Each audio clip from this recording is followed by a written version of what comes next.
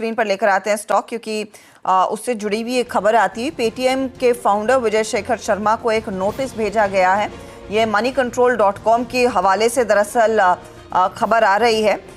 तथ्यों को छुपाने के मामले में कारण बताओ नोटिस सेबी ने इनफैक्ट पेटीएम के फाउंडर विजय शेखर शर्मा को भेजा है। तो ये फिलहाल कुछ अपडेट आपके लिए आता हुआ। स्टॉक आपकी स्क्रीन पर। मामला दरअसल और डिटेल में इसके अंदर कुछ मिस रिप्रेजेंटेशन ऑफ फैक्ट्स हुए हैं पेटीएम के केस में जब ये आईपीओ लेकर आए थे, और ये प्रोब इनिशिएट किया गया था based on inputs from RBI जब पेटीएम पेमेंट्स बैंक की जांच हो रही थी, ये सूत्र इस रिपोर्ट में कह रहे हैं। यहाँ पर सवाल यही है कि क्या पेटीएम के विजय शेखर शर्मा को एक प्रमोटर के तौर पर क्लासिफाई किया जा सकता था या नहीं, considering he had management control rather than an employ. अच्छा, आईपीओ डॉक्यूमेंट्स में शायद विजय शेखर शर्मा को एक एम्प्लॉय के तौर पर लिखा गया है। ये रिपोर्ट ये क्लियरली कह रही है कि जिस तरह के डॉक्यूमेंट्स कंपनी ने पेश किए थे, जाहिर तौर पर मैनेजमेंट कंट्रोल विजय शेखर शर्मा के हाथ में था, तो उनको प्रमोटर के तौर पर क्लासिफाई करना चाहिए था और ना कि एम्प्लॉय। सेबी ने इनफैक्ट इसी मामले पर शो कॉज नोटिस भेजा है।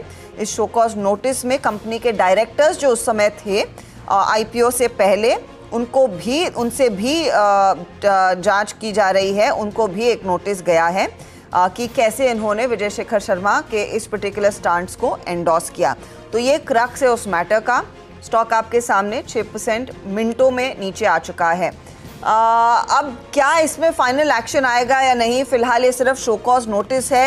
ये moneycontrol.com की खबर मैं आपको एक बार फिर बता दूं, ये उनके सूत्रों के हवाले से खबर मैं आपके सामने पेश कर रही हूँ। शरद, इसको कैसे देखना चाहिए, क्योंकि ये एक नीजक रिएक्शन मार्केट ने दिया ज़रूर है।